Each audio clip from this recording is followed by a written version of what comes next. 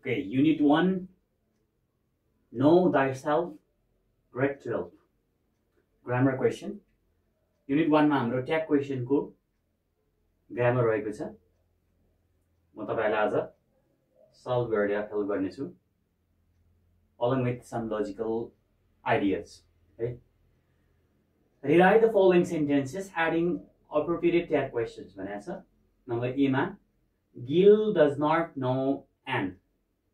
Gil does not know Anne. है Gil यहाँनिर he भयो, does not know Anne. So sentence is negative, tag is positive. Does लाई ल्याउँ, not चाहिएन। Gil यो noun को सट्टा let's put pronoun he. है does he, does he. I am very patient. I am very patient छ। यो m को ट्याग चाहिँ आरन्ट हुन्छ है। m को ट्याग आरन्ट हुन्छ, r को पनि आरन्ट नै हुन्छ, is को चाहिँ isn't हुन्छ है। m लाई m not गर्न पाइएन। So answer is I am very patient. Aren't I? Amn't I होइन, aren't I है। अब एपस्ट्रोफी डी नेभर अनि मेड छ। मेड बनायो मेड को verb 3 हो। यो एपस्ट्रोफी डी यदि verb 3 सँग आयो भने यो एपस्ट्रोफी डी चाहिँ had हो, had had हो है। एपस्ट्रोफी डी verb 3 सँग आयो भने त्यो चाहिँ had plus verb 3 हो। So answer is, let's put had here. Check sentence. Sentence is negative. Never ले गर्दा negative भएको sentence. Negative sentence, positive tag. भनेपछि हामीले यहाँ not थप्नु परेन। Had दिएको दे है। तर यो एपस्ट्रोफी डी सँग यदि verb 3 नआइकन verb 1 आयो भने चाहिँ त्यो एपस्ट्रोफी डी को मिनिङ हुन्छ would है, would। नेक्स्ट listen carefully छ। listen carefully यो अर्डर हो, यो कमान्ड हो, कसैलाई दिएको कमान्ड हो। त्यो इम्पेरेटिभ सेन्टेन्स भित्र पर्छ। इम्पेरेटिभ सेन्टेन्स को ट्याग जहिले पनि will you, जहिले पनि will you। Let's have a break भनेको छ। लेट्स आउने बित्तिकै केही हेर्नु परेन, चाहे सेन्टेन्स पोजिटिभ होस् नेगेटिभ होस्, तपाईको ट्याग जहिले पनि shall we। लेट्स आउने बित्तिकै लेट अस इन्भाइट देम भनेको छ है। यो एलईटी लेट मी सँग आयो भने चाहिँ ट्याग will you गर्नु पर्यो। तर लेट अस सँग आछ भने चाहिँ त्यो केसमा ट्याग हुन्छ shall we। मैले दोहोऱ्याएँ फेरि, यहाँनिर अस को सट्टा मी आएको भए will you गर्नु पर्थ्यो। लेट अस छ भने चाहिँ हामीले shall we राख्नु पर्ने हुन्छ ट्याग। नेक्स्ट है number G, Hari used to live in France as a boy है। अब यहाँ use भने verb 2 भयो। verb 2 को ट्याग हुन्छ did राखौं। सेन्टेन्स चेक गरौं, सेन्टेन्स पोजिटिभ छ, ट्याग चाहियो नेगेटिभ, एन एपस्ट्रोफी टी थप्यौं। डिन्ट हरिको ठाउँमा ही राख्नु पर्यो, नाम राख्न पाइएन। Let us continue with more questions. अब नम्बर एच हेरौँ है त। नम्बर एच मा यु अनि एपस्ट्रोफी डी छ। एपस्ट्रोफी डी भन्दा पछाडि बेटर छ है। एपस्ट्रोफी डी भन्दा पछाडि बेटर छ भने यो एपस्ट्रोफी डी चाहिँ के हो त भन्दा ह्याड हो है।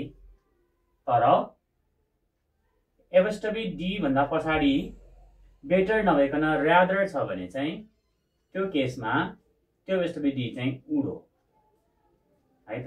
अब यहाँ हामीसँग एपस्ट्रोफी डी सँग बेटर छ, त्यसकारण दिस इज हियर ह्याड। हामी यहाँनिर ह्याड राख्दियौँ। सब्जेक्ट हाम्रो यु छ, यु राख्न पाइयो। सेन्टेन्स पोजिटिभ कि नेगेटिभ, यो सेन्टेन्स यहाँ नट छ, नेगेटिभ हो। सो यसलाई नेगेटिभ गर्नु परेन। Negative sentence positive tag had you। sheep eat grass है। sheep eat grass यो eat चाहिँ यहाँनिर verb number 1 छ, त्यसकारणले ट्याग do राख्दियौं। verb 1 को ट्याग do हुन्छ। sheep को चाहिँ प्लुरल सिंगुलर दुईटै एउटा हुन्छ है भनेपछि यहाँ verb 1 युज भएको कारणले यो sheep चाहिँ हाम्रो यहाँ प्लुरल हो है सो हामी दे राख्छौं डु दे तर यहाँ सेन्टेन्स के छ पोजिटिभ छ ट्याग चाहियो नेगेटिभ डोन्ट दे है डोन्ट दे मिस्टर पाण्डे भनेको ही भयो यहाँले एउटा subject can speak 9 languages can भनेको हाम्रो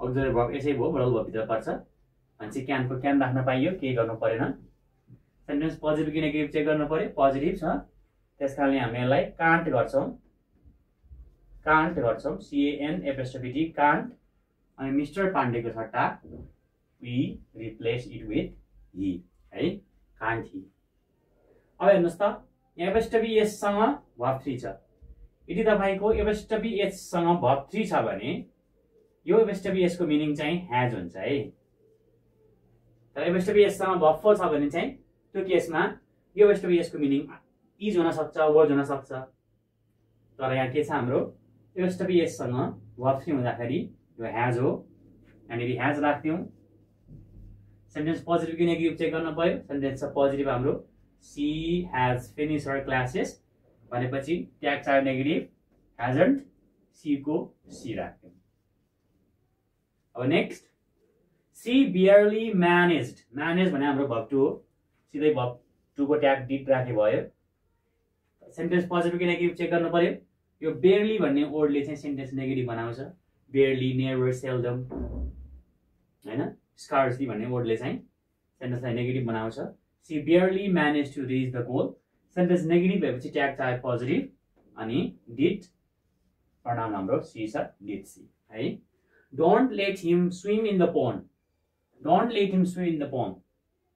पोन्ड है डोन्ट लेट भनेको छ यो त अर्डर गरे हो हैन अर्डर भनेपछि इम्पेरेटिभ सेन्टेन्स भित्र पर्छ इम्पेरेटिभ सेन्टेन्सको ट्याग जहिले पनि विल यु हुन्छ है विल यु चाहे सेन्टेन्स नेगेटिभ होस् पोजिटिभ होस् ट्याग जहिले पनि विल यु लास्ट क्वेसन छ हाम्रो नम्बर एस मा there are lots of people here भनेको छ अब यहाँ आर छ आर को आर राख्न पाइहाल्यो आर राख्दियौ सेन्टेन्स पोजिटिभ छ ट्याग चाहियो नेगेटिभ आरन्ट गर्न पर्यो अनि देयर को देयर आरन्ट देयर है मैले सर यसको सोलुसन भने तपाईहरुलाई कन्फ्युजन भएको छ भने यो भन्दा अघिल्लो भिडियो ट्याग क्वेशनको बेसिक कन्सेप्टको बारेमा छ पहिला त्यो भिडियो नबुझिकन तपाईलाई यो गाह्रो हुन सक्छ त्यसलाई दोहोर्याउनुस् र फेरि यसलाई हेर्नुस् तपाईहरुले मजाले बुझ्नुहुन्छ see you in the next video है त